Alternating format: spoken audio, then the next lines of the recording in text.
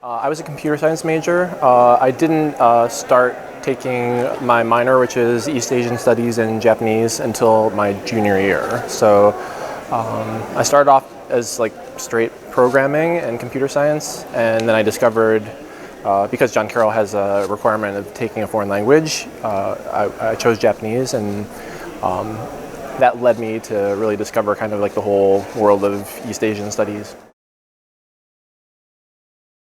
I did. I went to CASE. As probably everybody knows, there's a really large Asian community at CASE. So a lot of my studies in my minor paid off when I was socializing with my friends at grad school. Yeah, I did, I think 2 years actually. So yeah, the job market wasn't really great when I graduated from John Carroll, so I decided to like take a year and a half off and then go to CASE after that.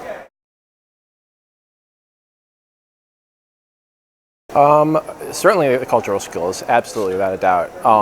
Because even though like heck, even within a country, there's so many different cultures. But I studied East Asia, so I didn't just study Japan, right? I studied the Japanese language, but I studied all of the countries in East Asia. So, for example, like there's tons of Chinese people and tons of Indian people at Progressive, and all of my studies about the history and religions of those areas helped me kind of like bond better.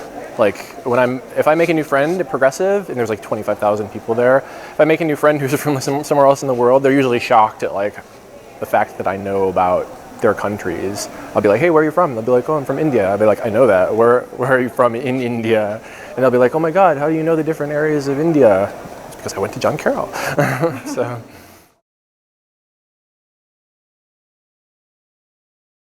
I think it's kind of unpredictable, actually. Like when you think of a foreign language, it seems on the surface to be like very specific. Like, oh, well, I guess I could be a teacher or a translator.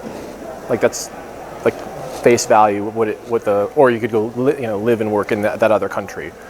At face value, those seem like the only real uses of the language, but that's not really true. Like I said, I haven't directly, I've never been a translator, or I've never worked in Japan.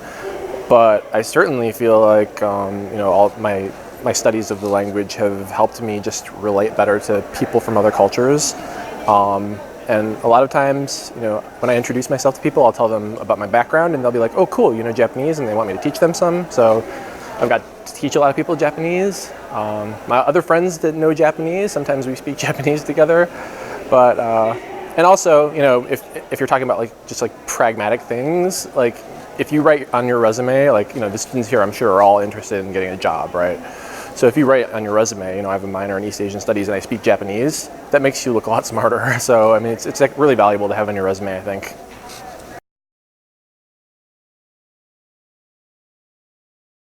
Yeah, I mean, I had it on my resume, obviously, since it's my minor, and, it's right there at the top of my resume, so of course they asked me about it.